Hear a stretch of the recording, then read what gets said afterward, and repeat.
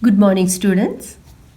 Today we are going to learn second experiment of Gregor Johann Mendel, stating law of independent assortment or law of independent inheritance. In this experiment, he considered two traits. Let us focus on two traits. One is color and the other is shape of the piece. You can see here I kept two peas. One is green round and the other one is yellow wrinkled. So you can see here two traits we are focusing on. One is the color of the piece. Two colors we have taken here, green and yellow, and shape. One is smooth round, you can see round, and the other one is wrinkled. So let us write the phenotype. Again we are going to follow the same sequence. First step is we will write the phenotype of the pure line parental generation P1. What is that? Let us take it as round and green. Round, green. So you can see here round is the shape and green is the color. The other one wrinkled, yellow. So this is the phenotype of the P1. Here round is the dominant shape and yellow is the dominant color of the seed we are taking. So what will be the cross? If you write the genotype, we have to write this capital R, and that is the homozygous version, homozygous genotype of round and green. Since it is taken as the recessive character, we will take it as small y, whereas the other one is wrinkled. So here capital R we use. So for the contrast shape, it will be small r, and yellow is the dominant color. So we have to take Y as the capital. So the genotype of P1, capital R, small y versus small r, capital Y. So we are using here two traits, isn't it? For one trait, two factors are there. So capital R, when you write the gametes, the next step is gametes. That is to represent the pollen, we will take only one R from this because the gametes have only one of the versions of the parental traits, isn't it? So we will take only one R. And what is the other trait? This is green, isn't it? So we will take one Y. So this is how we will represent the gamete of this parental generation. Here also same way, one small r and one capital Y. We have to put it in circle. This is how we are representing the gametes. Last experiment you have already learned it. So what is the generation produced? We are going to have the crossbreed of these. What kind of pollination for the F1 generation? The same thing you did in the first experiment. It is cross pollination.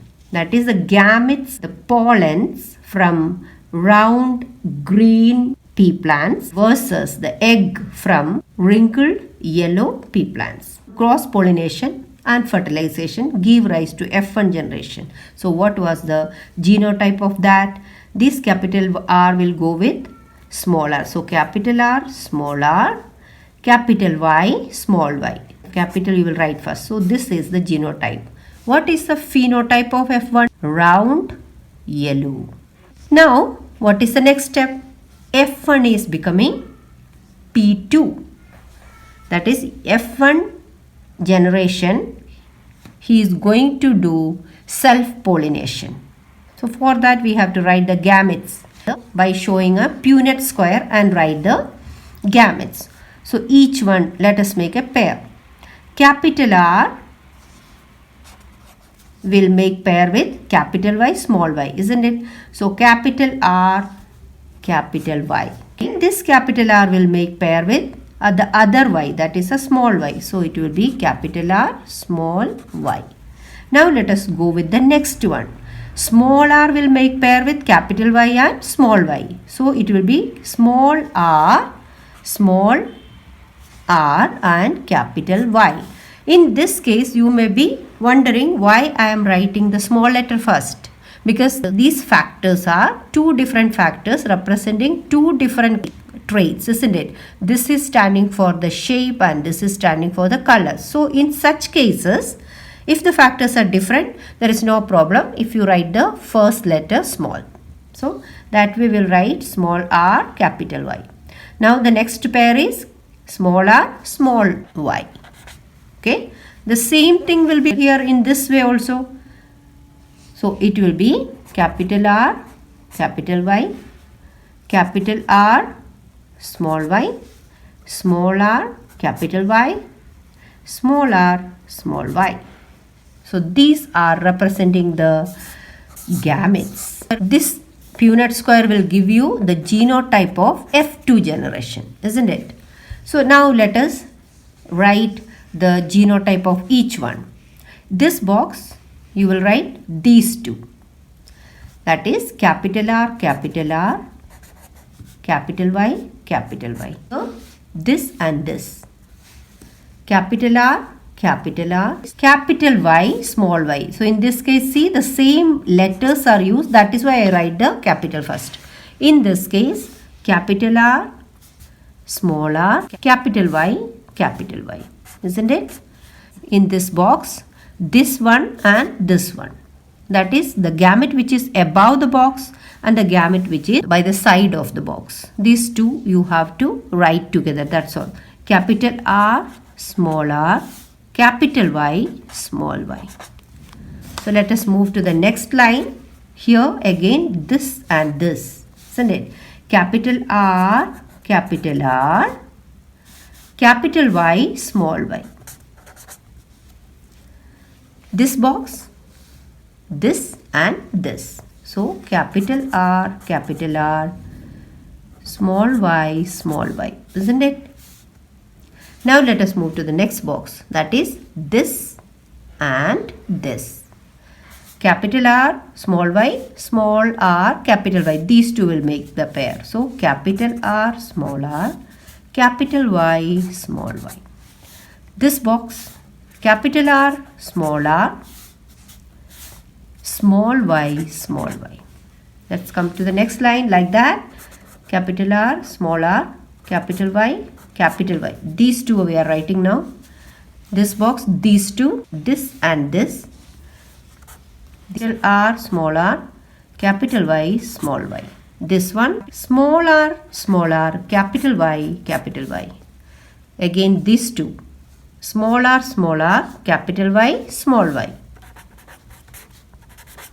The last one line, you can see here capital R, capital Y, and here in the side small r, small y. So it will be capital R, small r, capital Y, small y. This box, this and this, isn't it? So capital R, small y. This box, this and this. So small r, capital Y, small y. And the last one, this and this. Small r, small y, isn't it?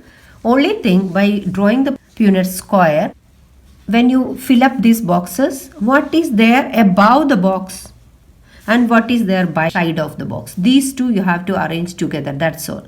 And remember, whenever you write the same letters, write the capital first.